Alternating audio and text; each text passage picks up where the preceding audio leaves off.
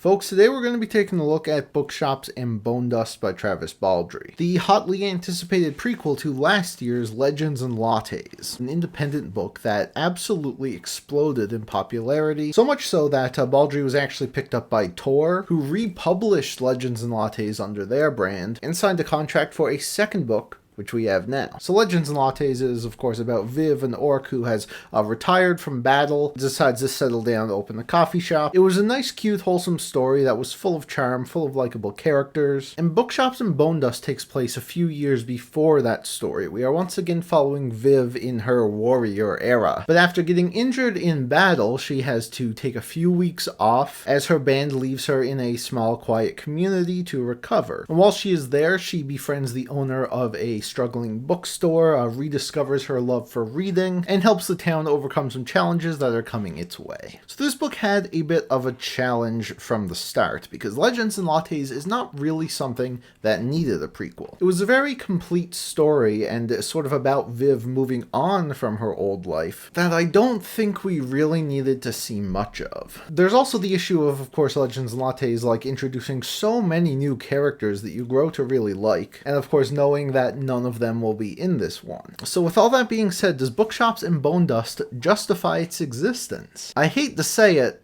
but I don't really think so. This was unfortunately a pretty disappointing read for me in a number of ways that we're gonna jump right into. So one of the best aspects of the first book was this very addictive sense of progression you felt, as we sort of see Viv build up this coffee shop from scratch. Every character introduced, every conflict resolved, all helps to build up this shop and move the story forward. It was always fun seeing them get new equipment for the kitchen, add new items to the menu, seeing how everyone reacted to it, how it changes things moving forward. It was a very fun time with a lot of forward momentum, and that doesn't really exist in this book. Like, we follow Viv hanging out at this bookstore, which is struggling, and they do help to sort of rebuild it, but in a much less interesting way. Like, they hang out there, they read books, they like clean it up a bit, they order some new books. None of that is all that exciting. And it's broken up by a lot of mundane slice of life stuff, as Viv, meets a bunch of other quirky characters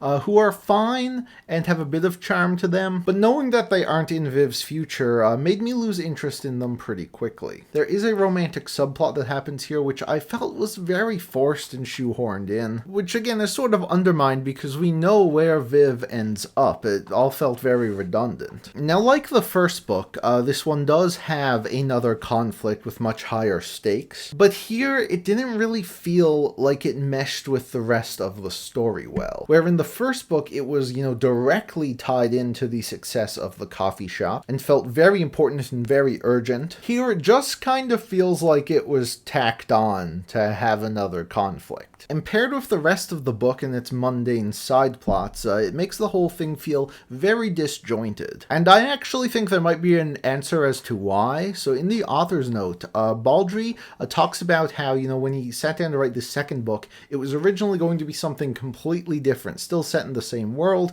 but a completely different story. But he did not like the direction it was taking, so he tried again and again and again. And what we got here with Bookshops and Bonedust is a story that sort of combined elements of all of his previous drafts. And yeah, it definitely shows. This definitely feels like a book with a bunch of ideas thrown in that didn't necessarily work super well together. It's not all a lost cause though, okay? The first book was very famous for, its cozy, wholesome feel. And I do think this book sometimes still gives off that vibe. Just having Viv explore this bookstore, talk to the owner about books, rediscover her love for reading, introducing it to other people. It's nice and cute. It's stuff I'm sure all of us can relate to. That was definitely my favorite aspect of this book, and while it was nowhere near as entertaining as seeing them build up the coffee shop, I still think, them revamping this the struggling bookstore was pretty endearing, and it has its cute moments here or there. But ultimately, it is just undercut by a jumbled plot, a lot of characters and plot lines I don't really care about, partly because it's not super interesting, and partly because this is a prequel, and I know that none of this stuff is relevant later on. And while I respect Baldree for,